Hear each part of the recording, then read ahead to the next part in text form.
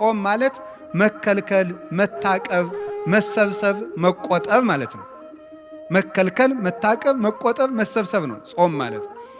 ይሄ ቃል በቃል ሲፈታ ቃል በቃል ጾም የሚለው ግሱ ዝም ብሎ ሲፈታ ቃሉ እንዲህ ይፈታል።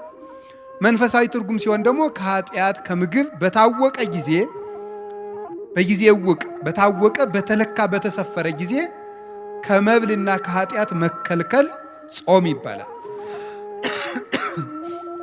ለምንድነው ጾም የምንጾመው ነው?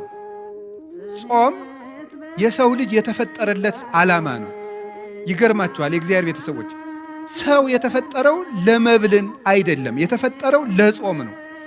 እና የምንጾመው ለምንድን ነው ካላችሁ ሰው ለመሆን ነው የምንጾመው። ሰው ለመሆን ነው የምንጾመው። ሰው የተፈጠረ ለጾም ነው። ኦሪት ዘፍጥረት ምዕራፍ 1 ቁጥር 26 ላይ እግዚአብሔርም በመጀመሪያ ሰማይና ምድርን ፈጠረ ይልና ምዕራፍ 1 ቁጥር 1 ላይ ምዕራፍ 1 ቁጥር 26 ላይ ምንድን ነው የሚለው?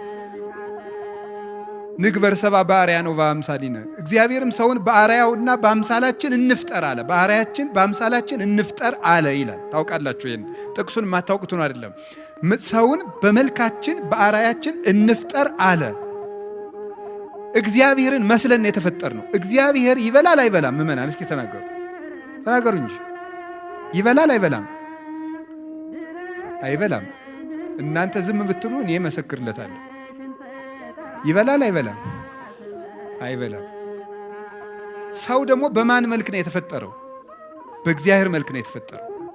ስለዚህ እግዚአብሔር አትብሉ የሚለን እግዚአብሔር እንደዚህ ብሎ እንደ ክፉ ዳኛ እንዲያርግ ብሎ አለቅነቱን ለማሳወቅ አምላክነቱን ለማሳወቅ እኛን መግዛቱን ለማሳወቅ አይደለም እንደዚያ የሚለን። እንደዚያ የሚለን ሰው በእግዚአብሔር አምሳል ስለተፈጠረ እግዚአብሔር ደግሞ የማይበላ የማይጠጣ ዘላለማዊ ሕያው ከምግብ ውጭ የሆነ በዘላለማዊ ባህሪ የሚኖር ስለሆነ ያንን በሱታፊ አምላክ በጸጋ እሱ በባህሪው ሕያው የሆነበትን መልክ ለኛ ስለሰጠን እግዚአብሔር በክብሩ የማይበላ እንደሆነ የሰው ልጅ ሲጾም የእግዚአብሔርን ክብር ይሳተፋልና